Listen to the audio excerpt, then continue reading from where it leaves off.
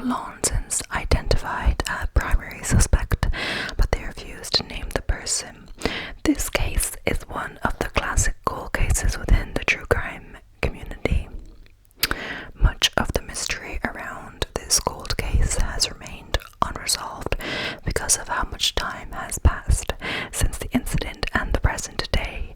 Questions about the killings are still abuzz online due to the strange claims of hauntings at the family home and wild theories about the killer's identity. So this took place in 1922. So it's a good while ago, 101 years ago. So I'm gonna kind of start by saying the prelude, like there was some strange happenings before the crime, then the actual murders, and then also the discovery. So each bit will take a bit, but yeah. So before the murders, there were some strange occurrences in and around Hinterkaifeck shortly before the attack. So yeah, 6 months prior, the family maid had quit. Her reasons for quitting were that she had heard strange noises coming from the attic and believed the house to be haunted and didn't want to work in such an environment. Andreas Gruber found a strange newspaper from Munich on the property in March 1922. He could not remember buying it and believed the postman had lost the paper. This was not the case, and no one in the vicinity who he asked subscribed to the paper. And just days before the murders, Gruber told neighbors he had discovered tracks on the fresh snow that led from the forest to a broken door lock in the farm's machine room. Andreas investigated the source of the footprints and noticed they were coming from Hexenholz, a nearby forest, whose name ominously translate to witch's wood. More troubling, however, was that he didn't find a second set of footprints that could prove that whoever came to his house also left. He decided to ask his neighbors, all of whom lived a considerable distance away, whether they had noticed anything or anyone lurking around the area and whether they were having similar occurrences on their farm. Instead, another detail is that all the family members had noticed keys going missing in the house, and Andreas hired a new maid, Maria, and Maria's sister accompanied her to the farm on the afternoon of March 31st, 1922, and left after a short stay. So she had just got there when she was later soon murdered. And as well, when he was asking the neighbors about if anything strange happened, one neighbor told him to remember why his maid had quit and that she had thought of haunting, so he brought that instance up to him. So now we're gonna go on to when the murders are discovered. So it took 4 days for the Gruber family and Baumgartner, the maid, to be discovered and for the murder to be reported. In a time where there wasn't a lot of entertainment to be had at home, socializing with the neighbors was people's chief pastime. So the new neighbors and acquaintances, the Gruber's neighbors and acquaintances, quickly noticed that the family had been oddly quiet, so they hadn't seen them or heard from them, and they'd usually heard from them like every day or so. Despite this, the smoke that continued to come out of their homestead chimney kept them from suspecting that the Grubers had been murdered. So every night the smoke would come out of their chimneys, so they must still be there. Maybe they just want some time alone. So the morning after the murders, Hans and Edward Shurovsky, two brothers who went from door to door to sell coffee, dropped by to ask for their order, the Gruber's order, while the farm would typically be buzzing with activity from the crack of dawn. Early, since it was a farm, it was eerily silent on April 1st, leading the brothers to investigate. Hans and Edward walked around the property in search of the Grubers, but did not enter any of the buildings or the family home. They noticed the farm's machine room gate was wide open, but didn't go in. Casila's teachers had also noticed her absent and even uttered the lack of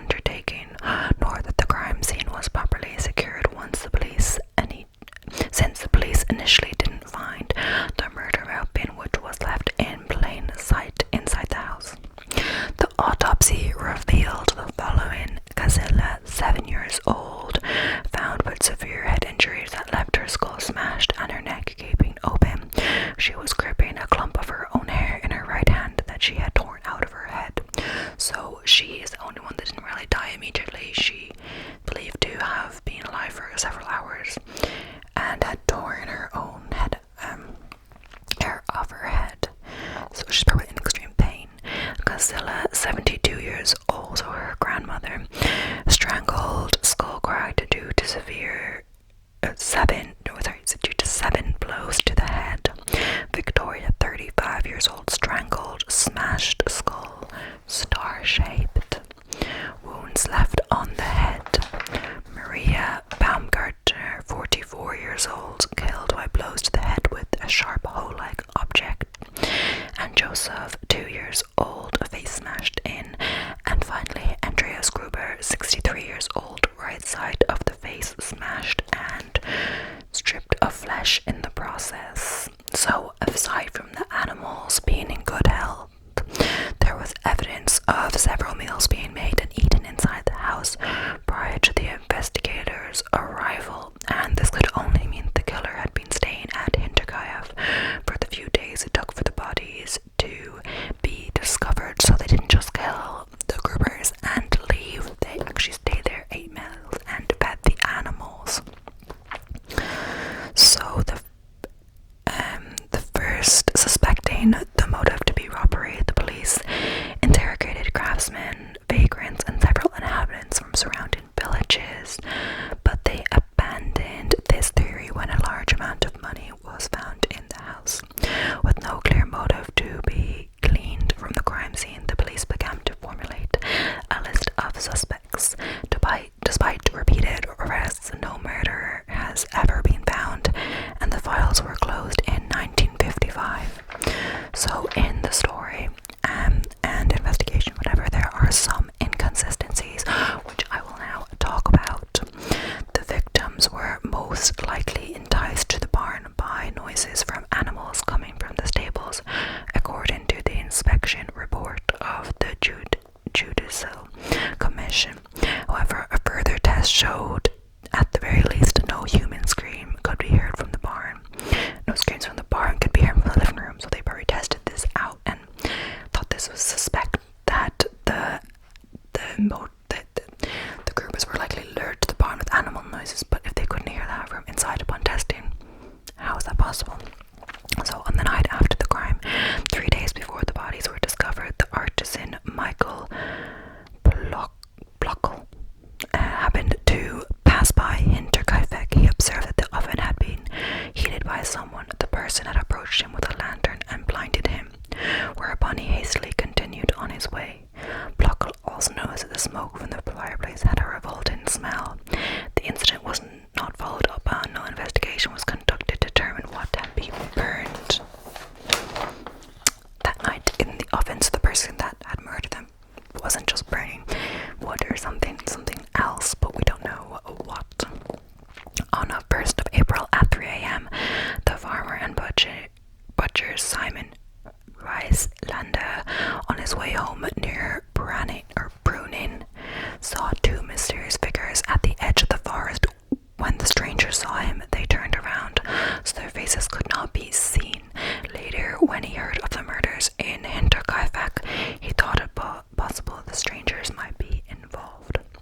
In the middle of May 1927, a stranger was said to have stopped a resident of Weidhofen at midnight, asking him questions about the murder before shouting that he was the murderer and running into the woods. So there were some strange coincidences surrounding the murder or after the murder that are suspect. Anyway, so now we're going to move on to a few of the suspects. I'm going to talk about the two popular theories. Not all of them, but they were believed up to be like tons of suspects of the murders, with some claims going as far as say there had been around 100 since the case first reached national newspapers in Germany. So loads of possible people. So first is Carl Gabriel. Carl Gabriel was the husband of widowed Victoria Gabriel. He'd been reportedly killed in December 1914 during the First World War by a shell attack in Arras, France, but his body was never recovered. Victoria had conceived and given birth during her husband's absence.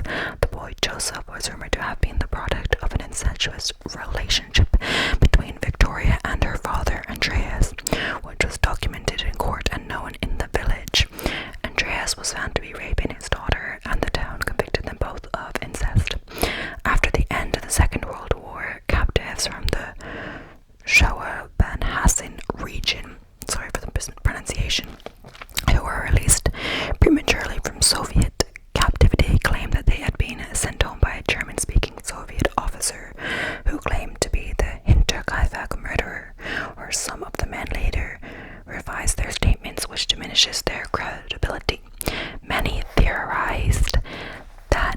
the Soviet officer in question might have been Karl Gabriel, because those who claim